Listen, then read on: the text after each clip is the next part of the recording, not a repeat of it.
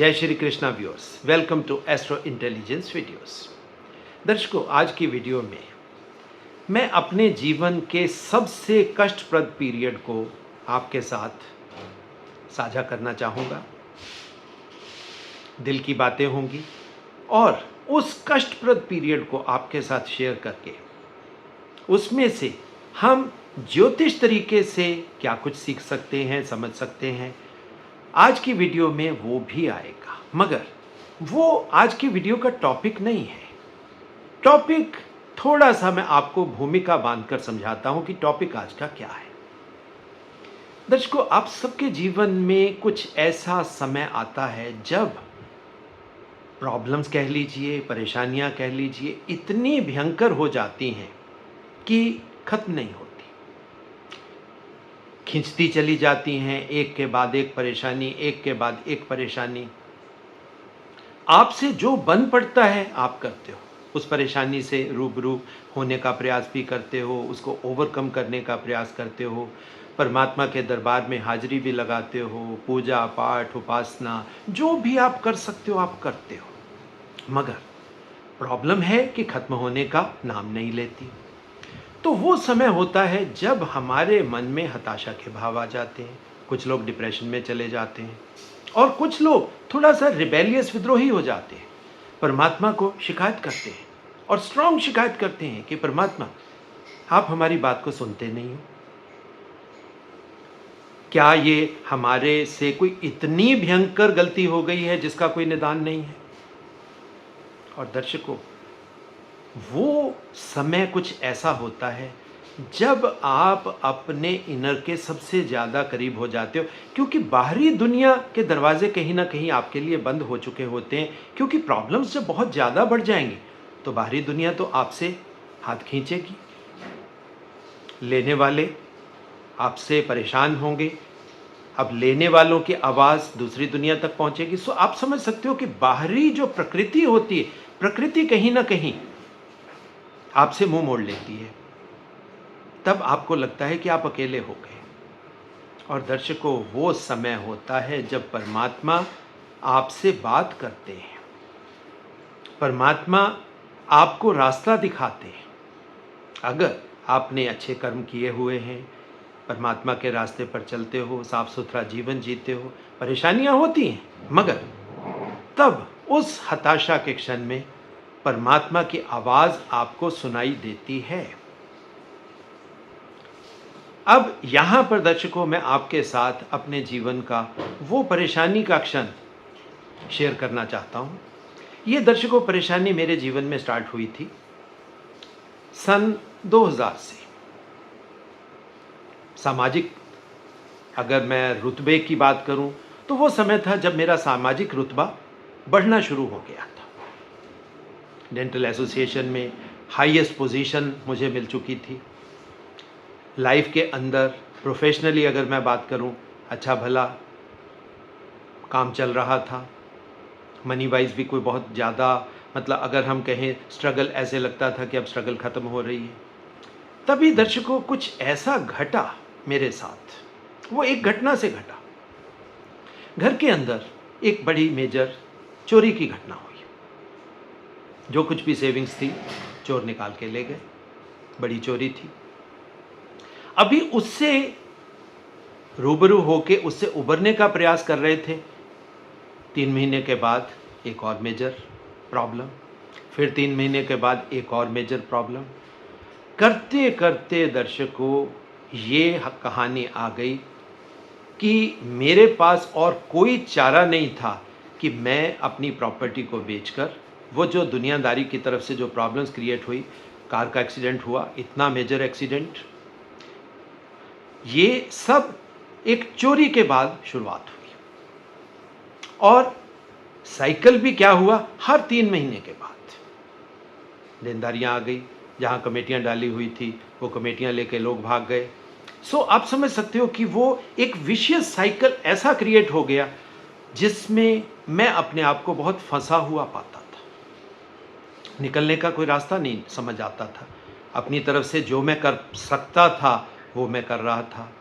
जो मेरे दोस्त एस्ट्रोलॉजी से लेकर वास्तु वाले थे, वो भी अपने तरीके से आते थे, अपना मशवरा दे के चले जाते थे। और मैं हंसता था कि जब पीछे, हालांकि समय उतना अच्छा नहीं था, मगर मेरे लिए तो समय अच्छा था। और ये जो समय है, समय तो ठीक चल रहा है, मगर समय के ठीक चलने के बावजूद ये इतनी बड़ी प्रॉब्लम्स। अभी दर्शकों ये चल ही रहा था कि करते करते आप देखिए 2003 आ गया, और 2003 को वो एक बहुत मेजर घटना जो मेरे जीवन के साथ एसोसिएटेड है, मेरे साथ बहुत अंदर से जुड़ी हुई है। मेरे मदर बहुत ज़्यादा नॉर्मल में वो कभी बहुत बीमार नहीं होते थे, वो मेरे छोटे भाई के पास थे। छोटा भाई उनको मेरे पास छोड़ गया, क्योंकि आप सब जानते हो कि बाई प्रोफेशन में एक डॉक्टर हूँ। वो मेरे पास छोड़ गए कि अब इनका मेडिकल ट्रीटमेंट आप करवा लो, क्योंकि आपके लिए आसान है। कट शॉर्ट करके दर्शकों मैं आपको बात करता हूँ कि 2 दिन में हम जो कुछ कर सकते थे हमने किया। हालांकि उस समय मेरी फाइनेंशियल पोजीशन इतनी डाउन थी कि क्या बताऊं, मगर मैंने हौसला नहीं हारा। मैंने क्रेडिट कार्ड्स पे भी लोन उठाया, लोन उठा के अपने मदर का ट्रीटमेंट करवाया।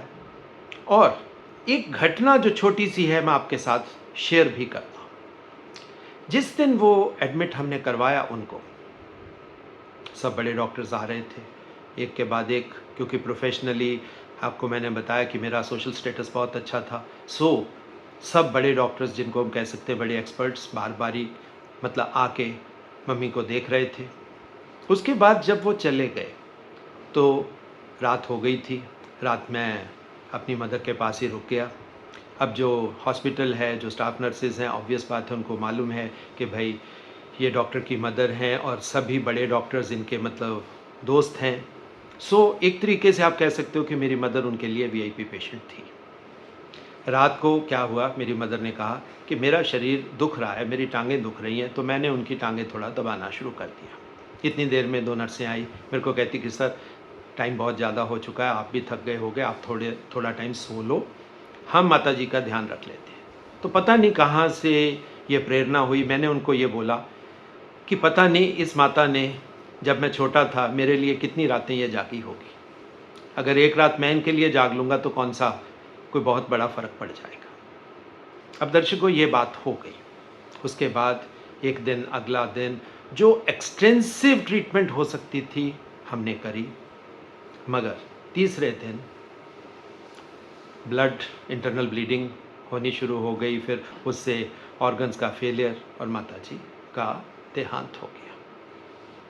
मेरे लिए एक बच्चे के नाते दुख का क्षण तो था ही, मगर दर्शकों ये चीज़ मैं आपको हाईलाइट करके नहीं बोल रहा हूँ।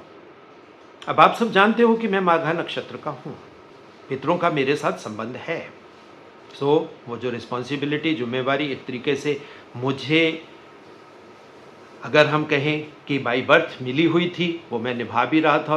और किसी भी बच्चे को अपने माँ बाप की जिम्मेवारी निभाना, उठाना, ये कोई बहुत बड़ा मतलब बात भी नहीं है, नॉर्मल बात थी। हम उनका संस्कार करके आ गए। सभी रिश्तेदार सब मेरे घर में ही रुके हुए थे। अगली सुबह ये मेरा एक रूटीन था कि मैं सबके लिए जैसे चाय बनाता था, ये मेरा नॉर्मल एक रूटीन था। उस दिन क्या हुआ, पिताजी ने मतलब जब मैं चाय बना रहा था तो पिताजी मतलब वो भी वहीं थे, उन्होंने मुझे बुलाया कि ज़रा मेरी बात सुनो।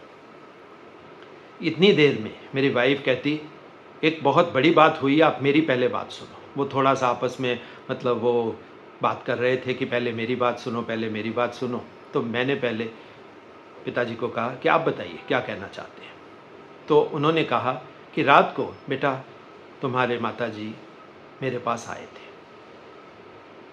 तो मैंने उनको कहा कि पिताजी देखिए, आप बहुत स्पिरिचुअल इंसान हो, नॉलेजेबल भी बहुत हो, हम कल अपने हाथों से तो माताजी को विदा करके आए हैं, तो वो कैसे आ सकती है।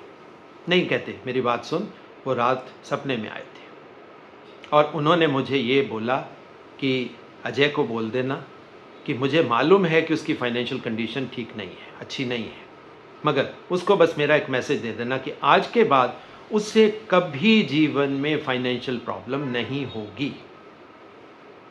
अब ये बात थी, साथ ही में मेरी वाइफ ने बोला कि यही सपना मुझे है, यही मैं आपको बताना चाहती थी, इसीलिए मैं भी जल्दबाजी कर रही थी कि आप पहले मेरी बात को सुन लो। अब दर्शकों, एक के बाद दो सपने, थोड़ी देर के बाद चाय पी के हुए तो मेरी एक भतीजी, वो गांव में रहती थी, उसका फ़ोन आया। उसने कहा सेम यही सपना उसको भी आया। अब आप देखिए कहाँ पे फाइनेंशियल कंडीशन इतनी डाउन कि मैं प्रॉपर्टी बेचने का सोच रहा हूँ, क्रेडिट कार्ड्स को मतलब यानी कि उसके ऊपर लोन उठा रहा हूँ, और कहाँ पर ये मैसेज मुझे दिया जाता है कि आज आगे से आपको कोई फाइनेंशियल प्रॉब्लम नहीं होगी। अब मैं आपके साथ ये क्यों मैंने कहा था, मैं दिल की बात आपके साथ आज शेयर कर रहा हूँ, और ये इतनी बड़ी घटना है दर्शकों मेरे जीवन की, और ये सचमुच में यही हुआ। और उसके बाद अपने आप डेंटल सर्जरी के साथ साथ मेरा कुछ इमिग्रेशन रिलेटेड बिजनेस स्टार्ट हुआ। इतना पैसा आया दर्शकों, मैं आपको बता नहीं सकता। वो दिन, ये बात मैं आपको बता रहा हूँ, 17 फरवरी 2003 को मदर का स्वर्गवास हुआ, और ये बात है 18 फरवरी 2003 की। चार्ट बीच में हम इंसर्ट कर देंगे ताकि आप भी उस इवेंट को खोज पाओ, समझ पाओ कि एस्ट्रोलॉजिकली अब ये क्या है। अब दर्शकों, ये होता है जब आप किसी भी कारणवश तो कारण तो सीधा है कि आप मेंटली परेशान हो, आप स्ट्रेस में हो, स्ट्रेन आपके ऊपर बहुत ज़्यादा है, प्रेशर्स बहुत ज़्यादा हैं, सो आप परमात्मा की आवाज़ को होते हुए भी सुन नहीं पाते हो। परमात्मा आपके अंदर है, आप अच्छे कर्म भी करते हो, सब कुछ करते हो, उसके बावजूद परमात्मा की आवाज़ को आप सुन नहीं पाते हो, तो मजबूरी में परमात्मा अपनी आवाज़ को किसी माध्यम के थ्रू आपको सुनाता है।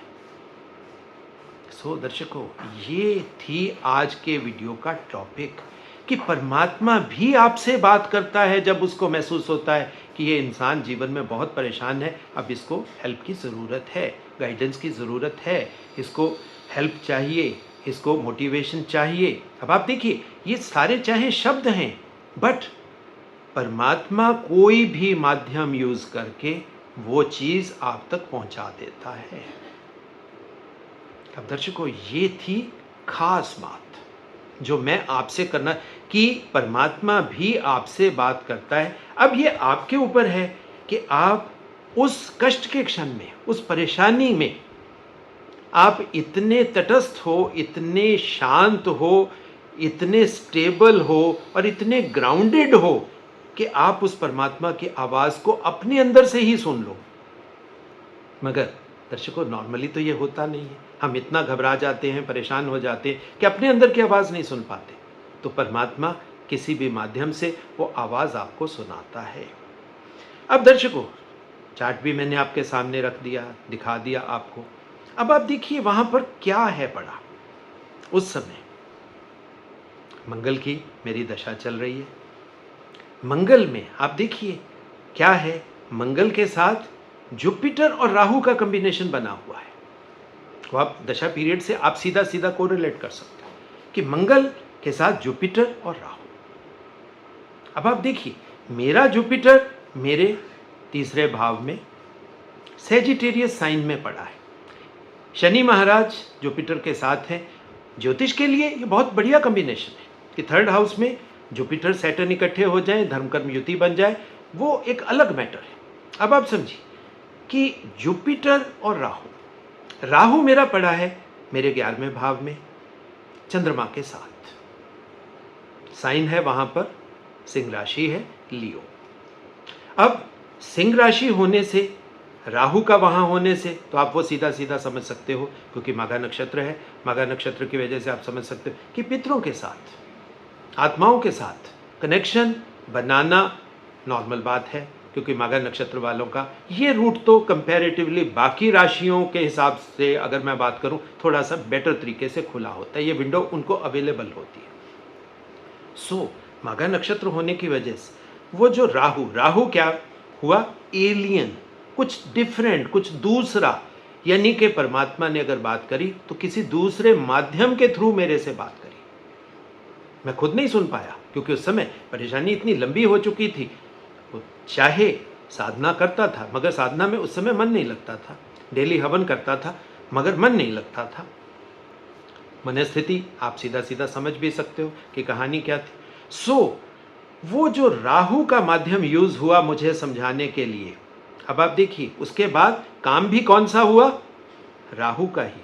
और उसमें मेरा काम क्या था, चाहे वो इमिग्रेशन रिलेटेड काम था मगर मेरा काम वहां पे टीचिंग का ही था। I was a teacher over there, मेरा अपना ही इंस्टीट्यूट था, उसमें मैक्सिमम टीचिंग मैं ही करता था। अब आप देखिए ये कौन सा कॉम्बिनेशन बन गया, ये वही जुपिटर राहु कॉम्बिनेशन बन गया। एक बात तो कंफर्म है, क्योंकि जुपिटर शनि के साथ तीसरे भाव में है तो एफर्ट्स तो मुझे करने थे, मेहनत तो मुझे करनी थी, प्रयत्न करना था। मगर इसी के साथ दर्शकों क्या है, सैटर्न जुपिटर आप देखोगे चार्ट में, आप सीधा सीधा देख भी सकते हो कि it is simply being aspected by Mars. Mangal की सीधा सीधा इसके ऊपर दृष्टि है और मंगल मेरे नवम भाव में बैठा है। बाय प्रॉक्सी अब कॉम्बिनेशन क्या बन गया, सैटर्न जुपिटर मार्स और दूसरी तरफ से राहु केतु चंद्रमा के साथ जो एक्सिस बन रहा है 511 में। अब मेरे लाइफ को इसी ने पकड़ लिया, इसी से ही मेरी लाइफ गवर्न हो गई।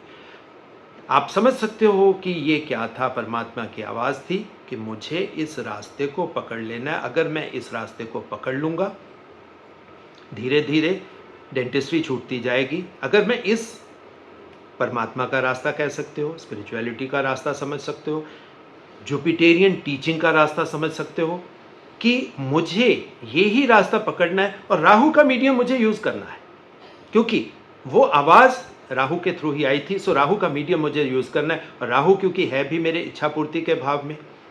तो दर्शकों नटशेल में आप देखिए, जो चीज परमात्मा के आवाज के थ्रू मुझे मिली, मेरे दशा पीरियड में भी आप वही जुपिटर राहु जुपिटर कॉम्बिनेशन देख सकते हो।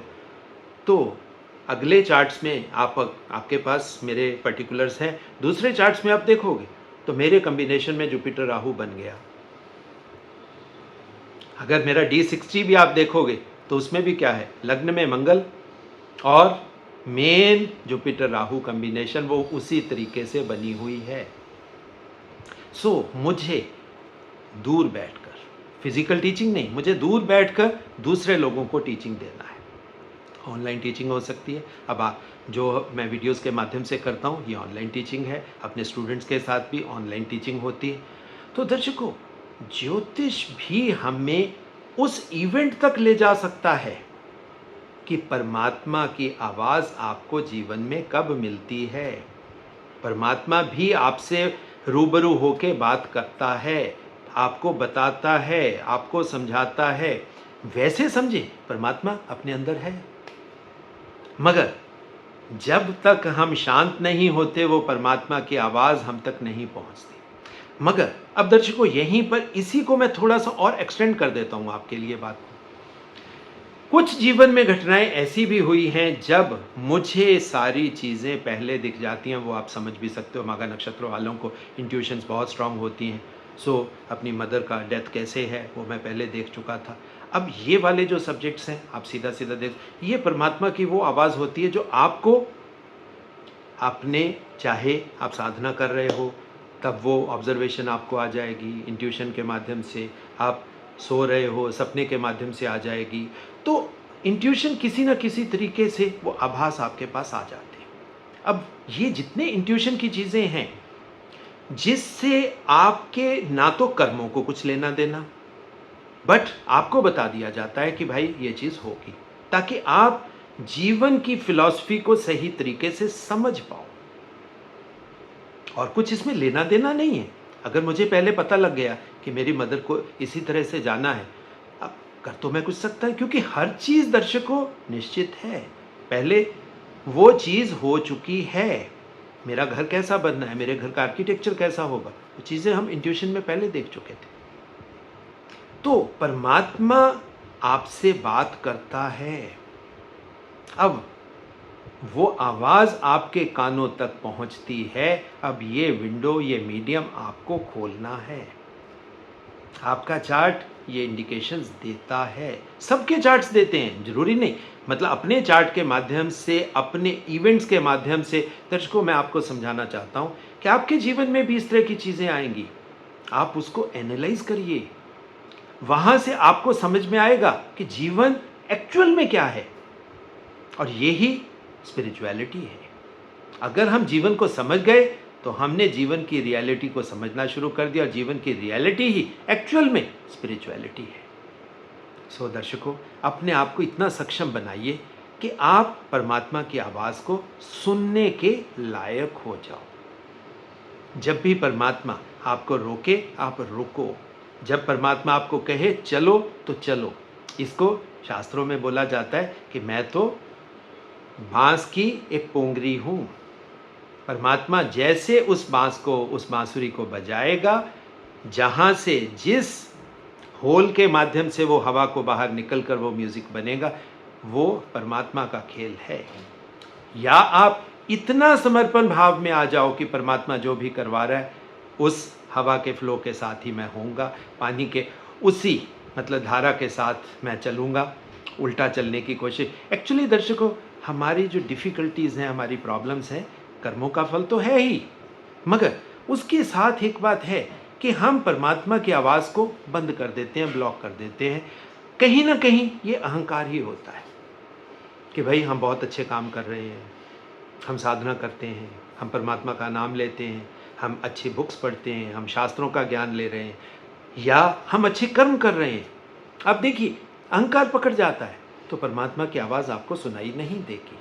परमात्मा की आवाज़ को सुनने के लिए 100% समर्पण भाव आपके अंदर होना चाहिए, तभी वो आवाज़ आपके कानों तक पहुँचेगी। श्रवण नक्षत्र यही तो है कि जब आप प्रभु की उस आवाज़ को सुन सकते हो। सो दर्शकों, ये टॉपिक छोटा था मगर इंटरेस्टिंग टॉपिक है। आशा करता हूँ आप इस इवेंट के माध्यम से, इस चीज़ के माध्यम से कि परमात्मा आपसे भी बात करे, तो आप उस चीज़ को अपने चार्ट में भी खोजिए, उसको समझिए, परमात्मा की आवाज़ को सुनिए और अपने जीवन को बढ़िया बनाइए। सो दर्शकों, जो निवेदन हर वीडियो के अंत में मैं हमेशा करता हूँ, इस वीडियो में भी कर रहा हूँ कि एस्ट्रो इंटेलिजेंस वैदिक ज्ञान का इकलौता चैनल है जहाँ पर वैदिक ज्योतिष और वैदिक ज्ञान को मिलाकर साइंटिफिक लॉजिकल तरीके से बात की जाती है। इस चैनल को आपका सहयोग की ज़रूरत है, सो ज़्यादा से ज़्यादा आप इसको शेयर करें, सब्सक्राइब करें, शेयर करें, बेल आइकन दबाएं ताकि नोटिफिकेशन भी आपको मिलती रहें। और जो दर्शक अपने चार्ट्स मुझसे एनालाइज करवाना चाहते हैं, उनके लिए फ़ोन नंबर दर्शकों मेरा एक ही है, दैट इज़ 9881644480। उसी के माध्यम से आप मुझसे संपर्क स्थापित कर सकते हैं। सो इसी तरह की अगली ज्ञानवर्धक और इंटरेस्टिंग वीडियो आने तक दर्शकों बहुत बहुत प्यार, बहुत बहुत आशीर्वाद।